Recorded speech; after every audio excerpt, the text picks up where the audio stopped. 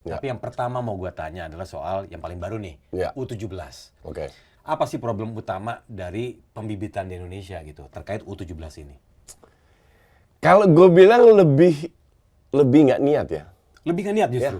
Gue lihat kita bicara fakta. Kita bukan bicara pendapat Justin, kita fakta. Kenapa kita tidak punya kompetisi dari usia 6 tahun sampai 17 tahun? Dari dulu sampai sekarang. Ya dong. Sementara kita tahu bahwa 17 itu ada Piala Dunia lah. 15 itu ada Piala Eropa, Piala Asia, 12 ada event internasionalnya. Kalau ada event internasional, kenapa kita dari dulu sampai sekarang tidak membuat pembinaan itu? Ini fakta. Oke. Justru gue miris sama Coach Bima. Tapi dari sisi lain, kenapa Erick Thohir berani mengambil Piala Dunia U17? Nah, itu plus point. Tidak dari sisi sepak bolanya, tapi dari sisi organisasinya. Minimal ke depannya, 20 tahun ke depan, 50 tahun ke depan, kalau gue udah nggak ada lagi, Indonesia punya CV. Kita pernah loh bikin Piala Dunia U17, at least ada plus point. Oke.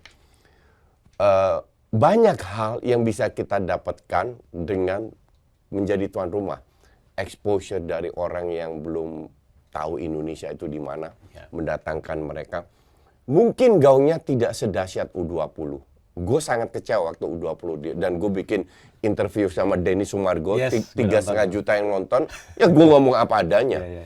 Tapi ini sedikit dalam bahasa Indonesia peliput larai. Pelipur ya.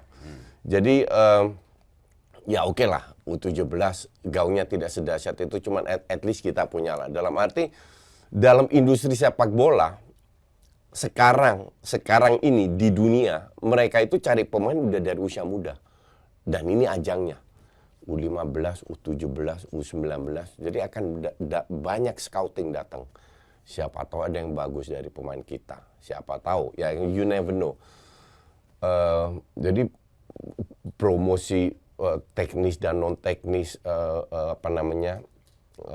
tourism kita, makanan kita, budaya Indonesia seperti apa. Jadi banyak yang positif, maka dari itu belum gue dukung. Cuman gue kasihan sama Coach Bima, negara lain Spanyol, Brazil, bla bla bla yang itu tinggal metik pemainnya. U17, kompetisinya di sini. Mereka lihat scouting, bahkan mungkin nggak usah scouting, udah ada datanya. Kita ambil, kita seleksi 40-50 orang, turun 28, ini yang berangkat.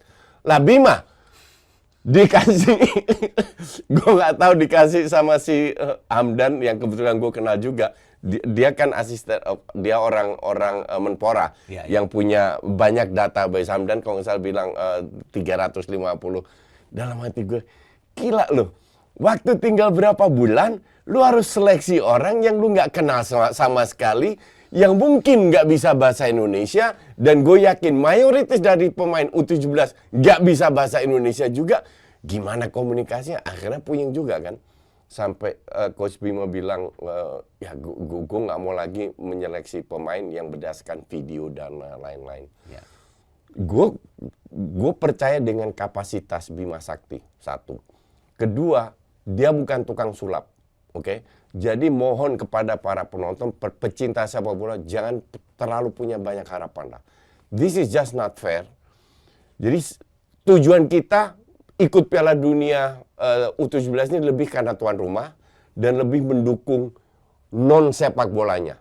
Sepak bolanya kalau seandainya kita meraih hal yang positif, oke. Kalau kita kalah atau dibantai, tolong jangan dikritik atau apa. It's just not fair terhadap pemainnya juga enggak, terhadap Bima. Yang unik karena kita nggak punya kompetisi, sesimpel itu. Jadi siapa yang salah? Ya ujung-ujungnya PSSI yang dulu-dulu, bukan yang sekarang.